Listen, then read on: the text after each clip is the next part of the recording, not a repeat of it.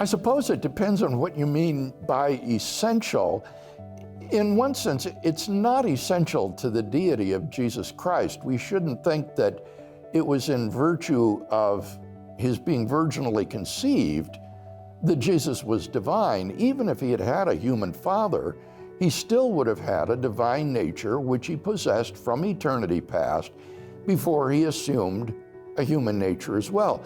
Nor is the virgin birth essential to the sinlessness of Jesus.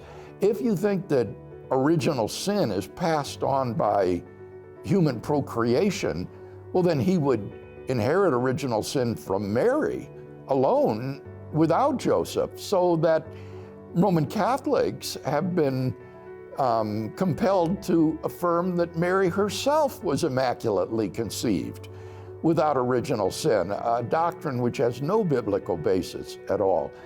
So I would say that the virgin birth is essential only in the sense that the Bible affirms it. Both Matthew and Luke teach it.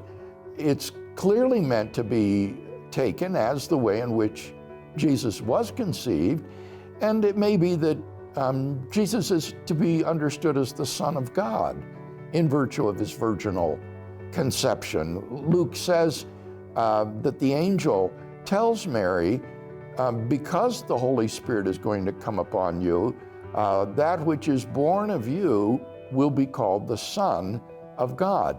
So the virginal conception is inherent to the biblical view of Jesus, but it's not essential to his deity or sinlessness in the way that some may have thought.